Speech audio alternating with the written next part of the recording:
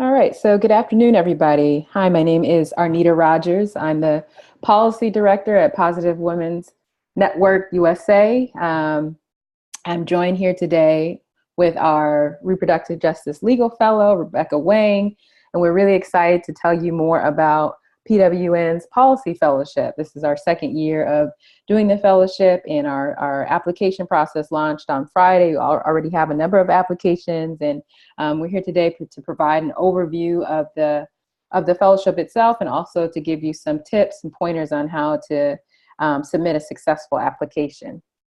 So we will go through the overview of the fellowship and the application, and then we will open it up for questions at the end of our presentation, but feel free to chime in on the chat box if you have questions along the way. And at the end of the webinar, we'll be sure to take everyone off mute and have an opportunity to ask your questions that way too.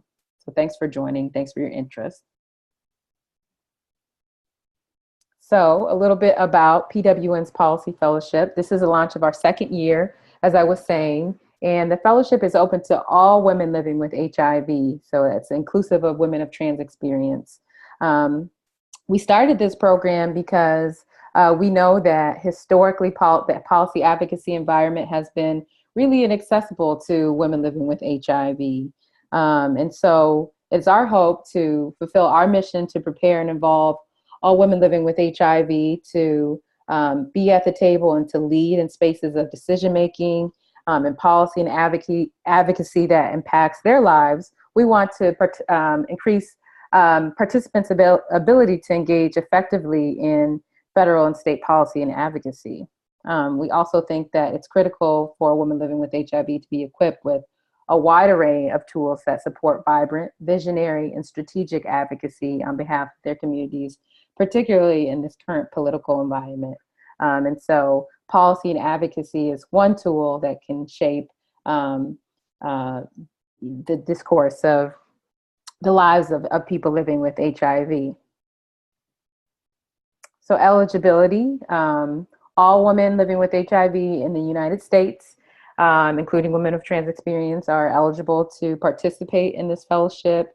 And we are particularly interested in seeing participation from younger women living with HIV, women of color, immigrant women, people of trans experience, people that identify as being lesbian, gay, bisexual, or queer, or gender nonconforming, and people who live in the South of the United States.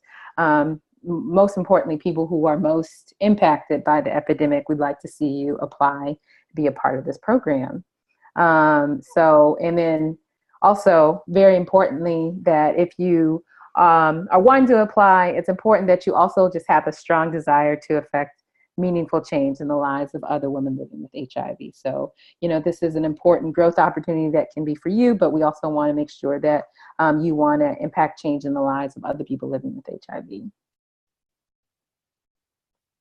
So what did you get as a result of participating in this fellowship?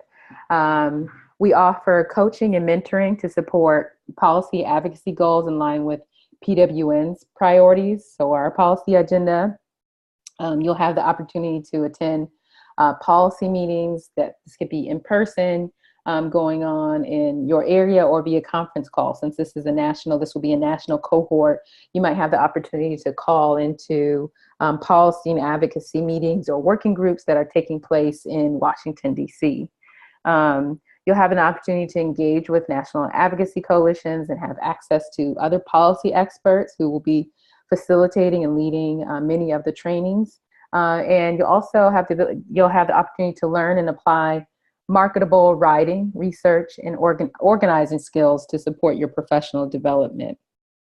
So importance to note that participation, that if you are accepted into this cohort of fellows, that you will be required to participate in the 2018 Speak Up Summit, PWN Speak Up Summit, which is coming right up in April of this year. And at the summit, we're going to be launching the fellowship and having a pre-institute for the policy fellows.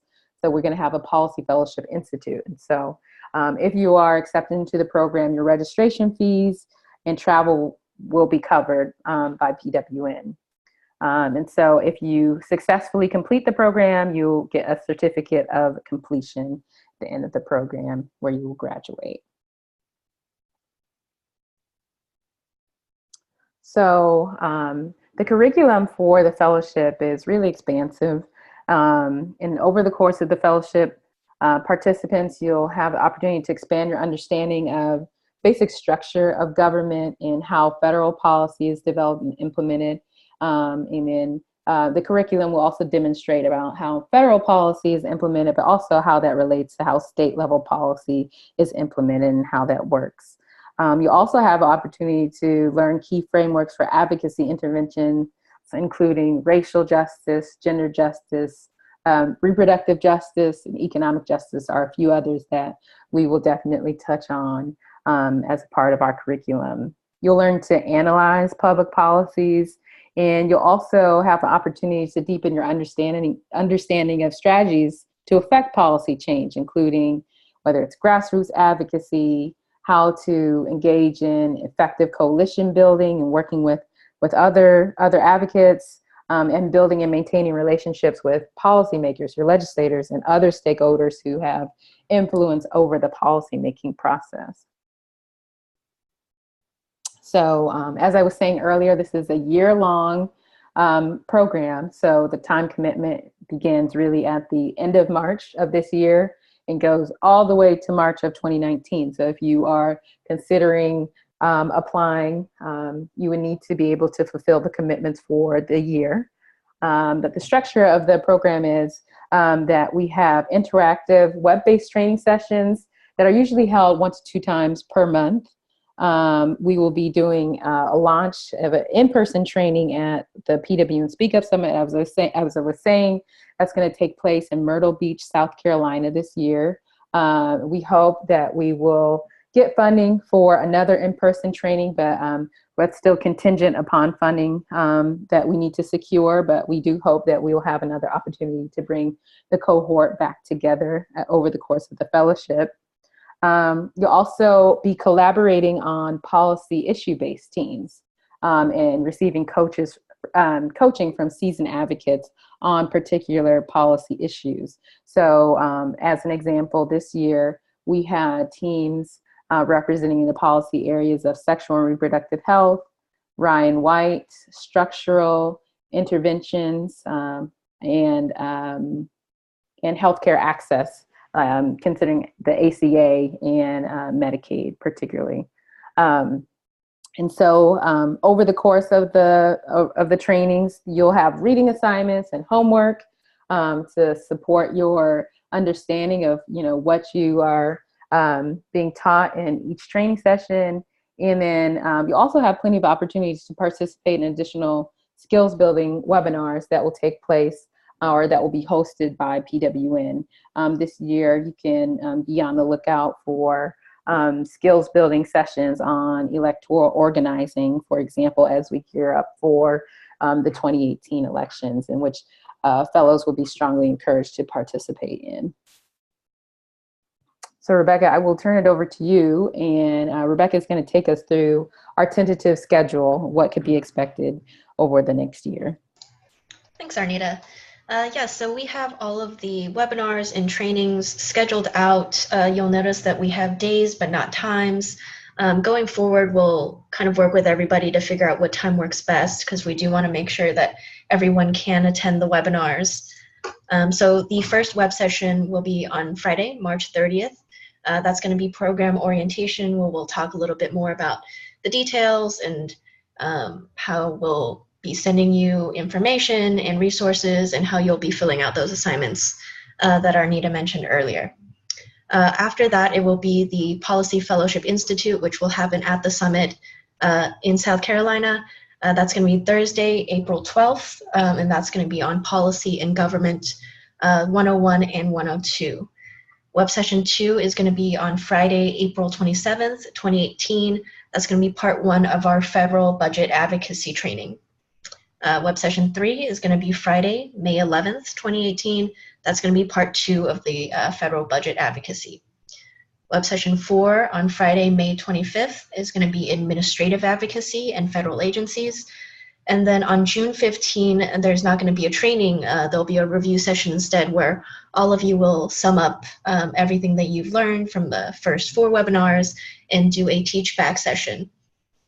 Following that, it's going to be web session 5 on Friday, June 29th. That's going to be on in-district organizing, meeting with legislators. And then web session 6 on Friday, July 13 will be on key frameworks for advocacy, part 1 covering reproductive justice and racial justice. Web session 7 for Friday, August 17 will be part 2 of key frameworks for advocacy covering gender justice and economic justice. Web session 8 on Friday, August 31st will be organizing for power, grassroots policy advocacy. Web session 9 on Friday, September 14th will be on working in and building effective coalitions. Web session 10 on Friday, September 28th will be on building and maintaining relationships with policymakers and other key stakeholders. Web session 11 on Friday, October 12th will be a policy issue-based training. Web session 12 on Friday, November 16th will be on policy research and analysis. And then finally, there will be another review session wrapping up the second half of webinars on Friday, December 7th. And then you'll enter the practicum period from January through March. So for the application process, an online application is required. There's the online application link at the bottom there that's going to take you to the Google form. There you'll fill out your personal applicant information, details about your civic and community engagement. That's also where you'll submit your personal statements. Optional, but highly encouraged, we encourage you to submit a video statement, and there will be more instructions for those in the application link also. And we also highly encourage that you submit a resume. So video and resume instructions. For the video, they should be 3 minutes or less, and they should respond to the questions found in the online application. You can share the video with us either by uploading it to a storage or file sharing program that lets you share links like Dropbox or Google Drive, or you can upload it directly to YouTube. All will allow you to create a free account. Once again, more detailed instructions will be in that online application link. For the resume, we strongly encourage you to submit a copy of your current resume. You can submit it as an email attachment in a Microsoft Word or PDF document, and email it to us at policyfellows.pwnusa@gmail.com. Include in the subject line your first and last name and the date you submitted the rest of your application. Application tips. You can go to pwn-usa.org for application instructions and program information. Download or print the application instructions and have them available as you complete the online application. Type out your answers to the personal statements. There are 4 questions. Type them out in a Word document and copy and paste your responses into the online form. Please take your time to answer the personal statement questions thoughtfully. These will demonstrate your writing skills and convey your interest in participating. Additional tip, please make sure you have a secure internet connection when you're pasting in your personal statement responses, and plan to complete your application in one sitting. So upcoming key dates and deadlines, the applications are due February 9th. We'll be scheduling interviews with applicants from February 21st to the 22nd. You'll be notified of acceptance by February 26th. The fellowship launch and orientation will take place on March 30th. The Speak Up Summit Policy Fellowship Institute will take place April 12th in South Carolina, and the summit itself will take place from April 12th to April 15th. All right, are there any questions?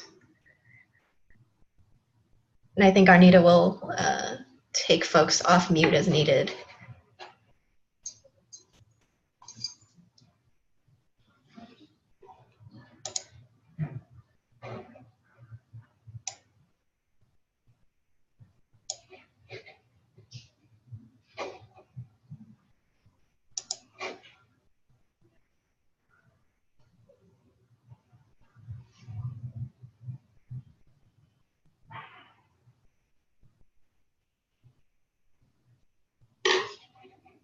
Feel free to type in the chat box if you have a question, and then I can go ahead and take you off mute. Looks like we have a chat question in the chat box. Yes, we would prefer the application be done in one sitting.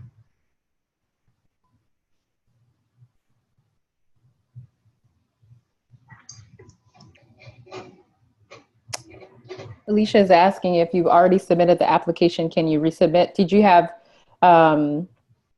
questions that you wanted to answer again or that you weren't fully able to answer? If that's so, we can review both applications together. Yes.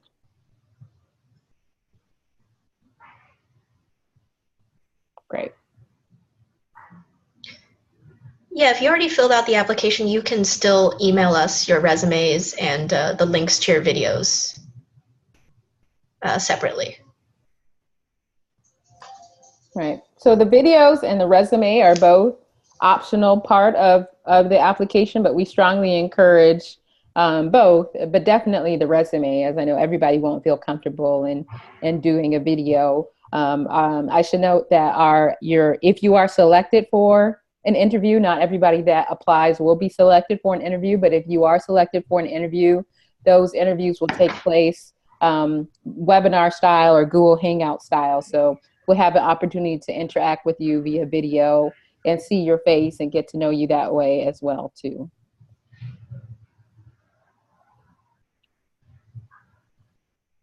Great.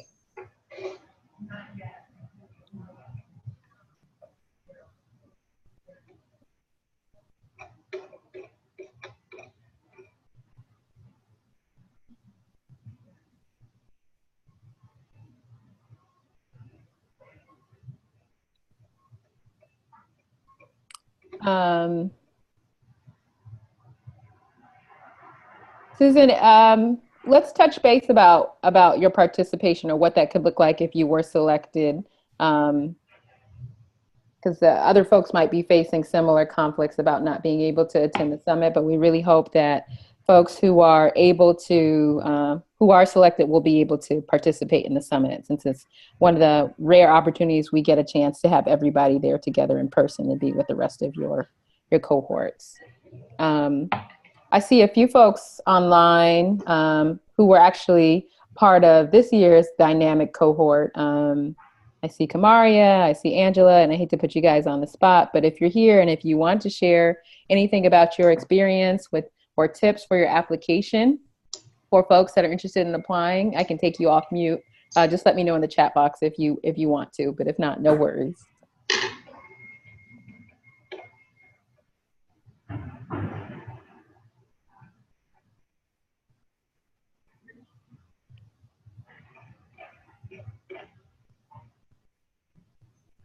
Okay, great. I've just promoted you both to panelists if you want to share.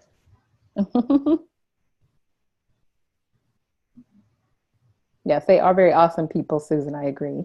But Kamaria and Angela, I think you both should be able to speak freely now.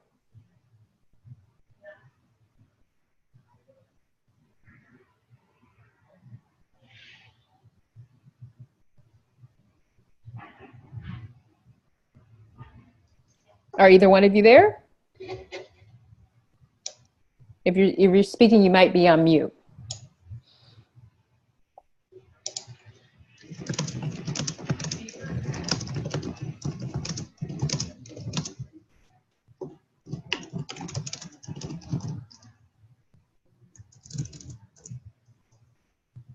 Okay, so Angela or Kamaria, I can't hear you speaking if you are speaking, but yes, as Rebecca was saying, that this recording is going to be, or this webinar is going to be recorded and available for you all to review afterwards to guide you in your application process.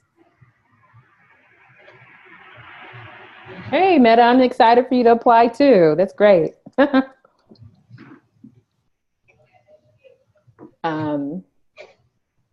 I see a question. If you're working during the time of this program, is there a time you can do all the webinars? Of course, we're going to try to work with you to make sure we can schedule a time where you can be on. but, and correct me if I'm wrong, extenuating circumstances, we'll take that into account. But all the webinars will also be recorded for those cases, so you can access them. Yes. Yeah, that's right, Rebecca. So, you know, while the webinars will be recorded, it should be the norm that you would participate in each webinar with, you know, on the off chance that you won't be able to make the times of the webinar. And so what we'll do is when the final cohort is selected, we'll, you know, suggest a few times where folks can work either during work hours, if your workplace supports you participating in the fellowship, or after work hours, if that would be more convenient for most folks. But you would need to be able to consistently participate in the webinars. So you have an opportunity to actually ask questions in real time to the facilitators that we get. We get some really great folks as experts in different areas of policy and advocacy to come in and deliver the trainings. And you want the opportunity to be able to interact with them in real time and not just be able to go back more passively afterwards, though that might happen from time to time. Will we be using a doodle poll? I believe so, to set up, if that works best for everybody.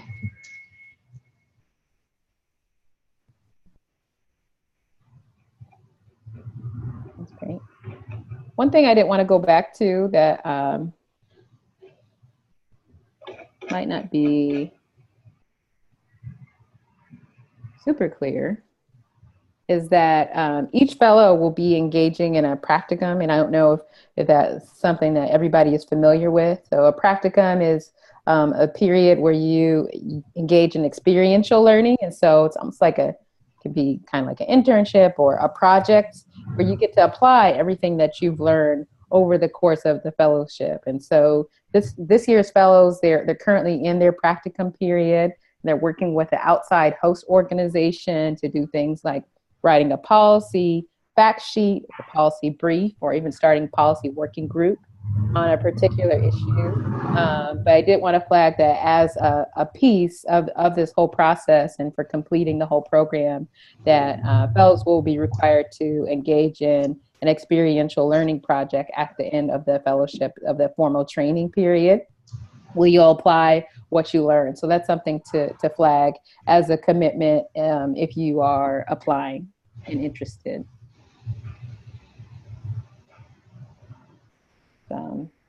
I think sorry. Okay. Go ahead. We had a question about how many slots are available for the cohort. Mm-hmm. This year we'll have a cohort of 20 people. So we'll have 20 slots, 20 fellows in this next cohort.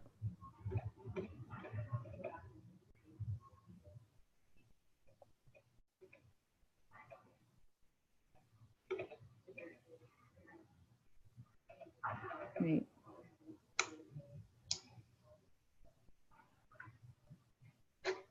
If I missed your question, feel free to put it in the chat box again.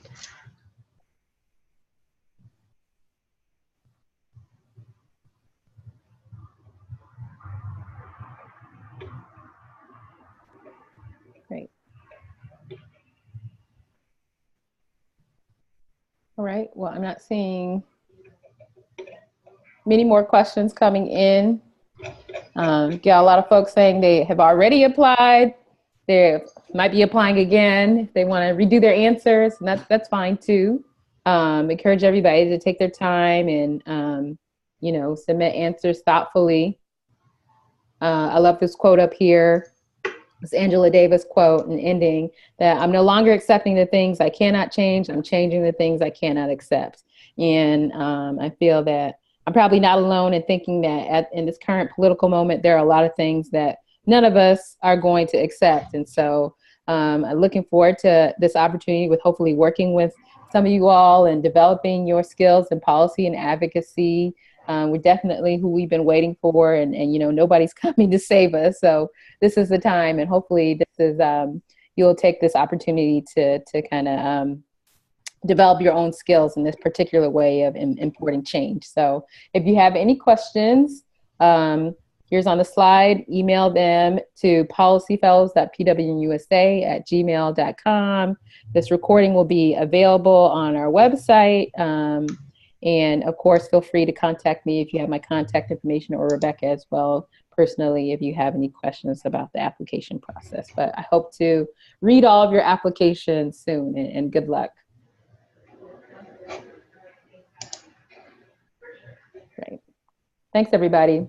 Thank you.